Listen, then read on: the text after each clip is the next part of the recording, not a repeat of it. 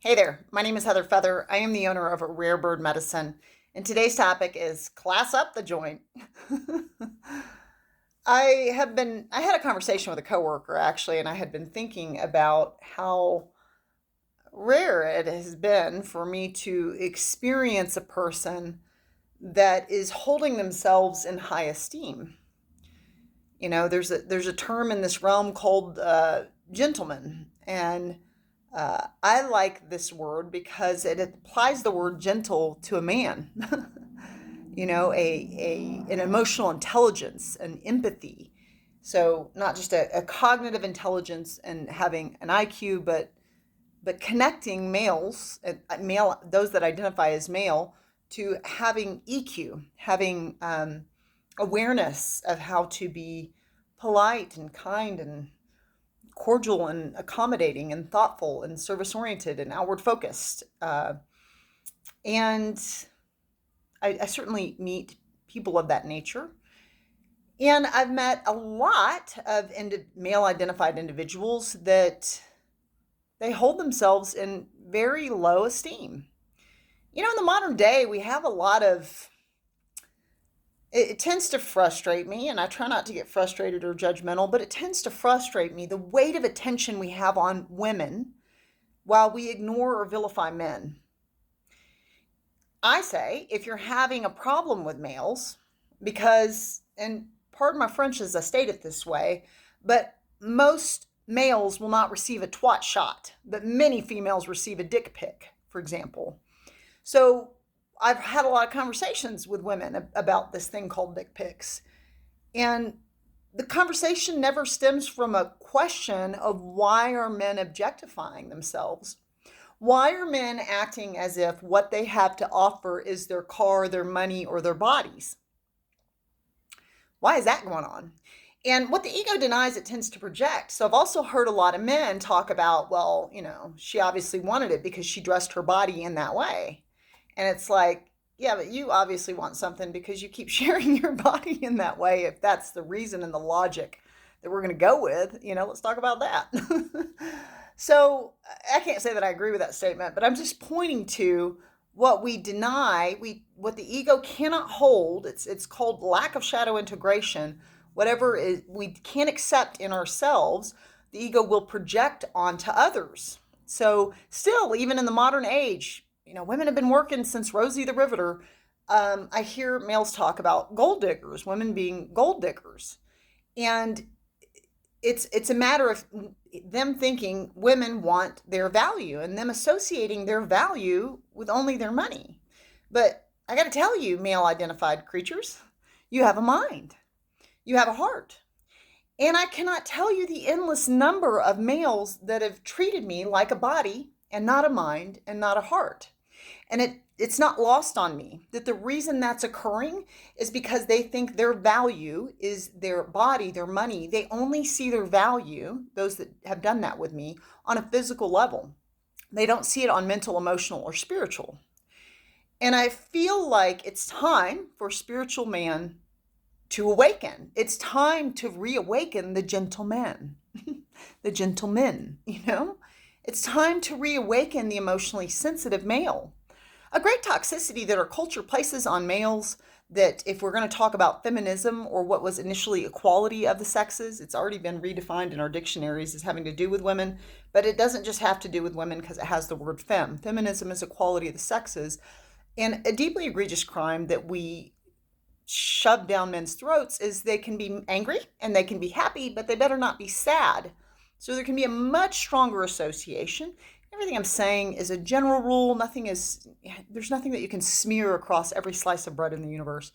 But as a general rule, we vilify or call weak a man that shows sensitivity. Now, that was much more deeply true in the past, you know, toughen up, you know, don't be weak.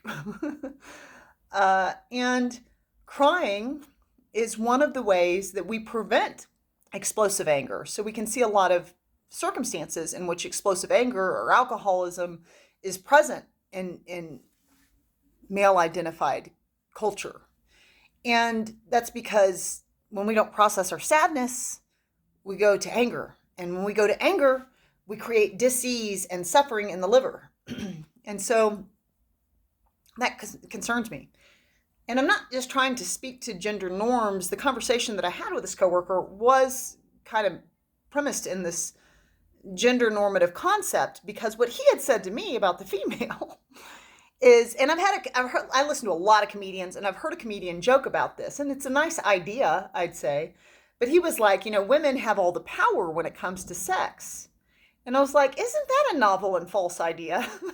And he's like, what do you mean? I mean, granted, there are people that are untoward, and that the only thing I think that is foundationally needed for sex is consent. Over and above consent, it's all, you do you, boo-boo. So outside of that spectrum of not having consent, he was just like, the women have all the power because they're the ones that give consent to sex. And what a sweet, gentlemanly idea that he holds about that. In order for a woman to believe that she is the giver of consent, she would have to believe in her inner authority. She would have to believe in her value and in being the steward of how her beauty is shared in the world. Now, when you just look at marketing, when I watch commercials for males, it's like power wash and like power Jeep, everything's like extreme power, awesome, you're a guy, powerful. And when you watch a vast majority of commercials for women, they're like, got that not so fresh feeling? Like, are you a stinky female? Do you need summer's eve? Do you need makeup because your face is gross just as it comes? Do you need help with that? Do you need some Spanx because your body's gross? We are inundated can you shave your hairy, gross body? We are inundated with constantly being told that everything that our body does is gross. Do you need tampons? That's really private. You should purchase that and put it in a bag. I haven't put tampons in a bag forever because I will not feel shame about the fact that my body bleeds. It's the way it's designed, It's goofy. So we can see this dynamic where women are fed through female identified, whatever that means for you. If you identify that way, then I'm talking to you. But female identified can be given this constant inundation about how disgusting they are and constant disempowerment.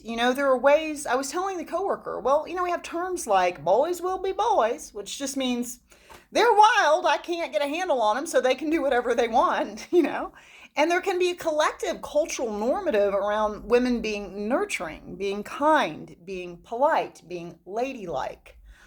Lady was a term that was typically associated with the wealthy, You're not a harlot if you're a lady. I don't like the term lady, and I don't identify with it because to me it's about ego appeasement of social norms and,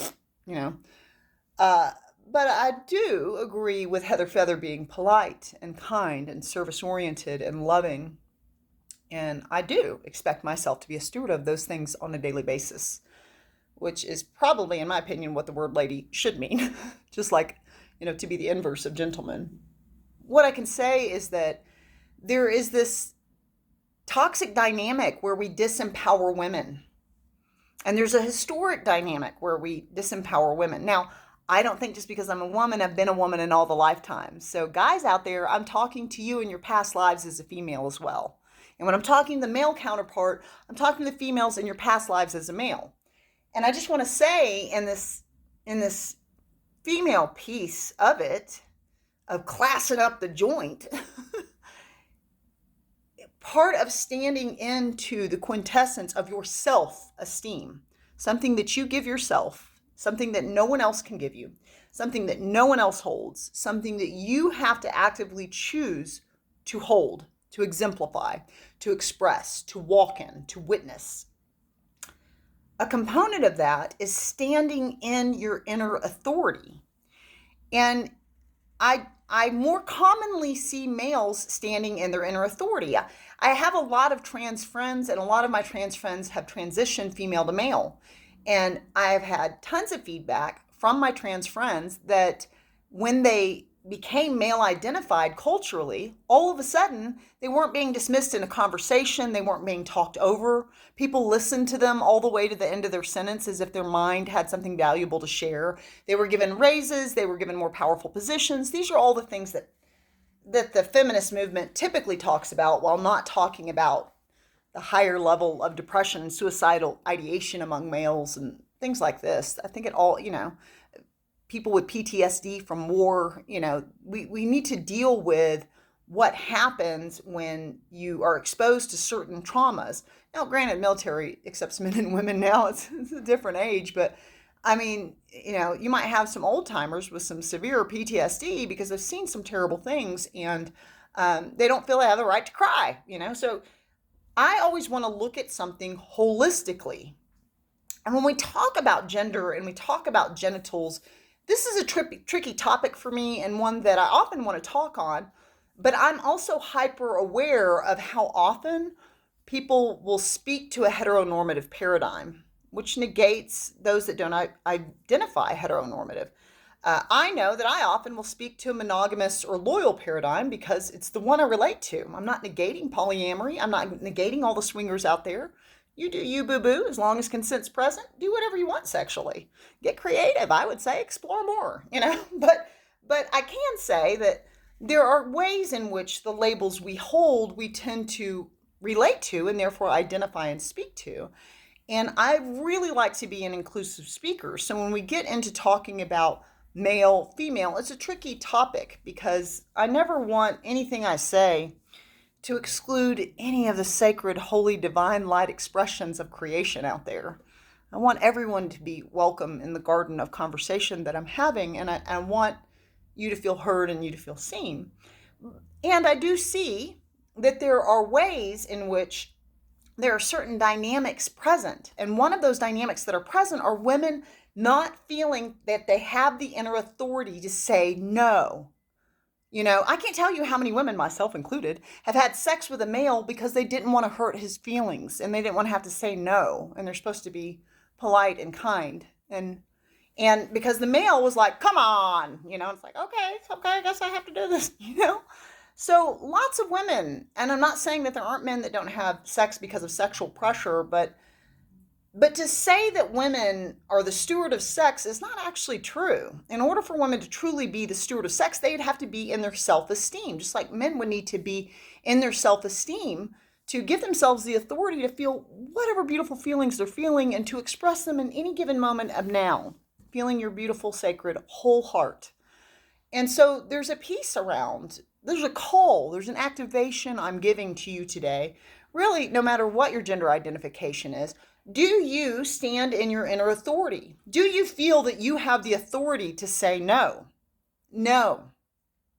We often can feel responsible because we feel compelled to play the role of the empath, the nurturer, and the caretaker, that I can't ever be hurtful.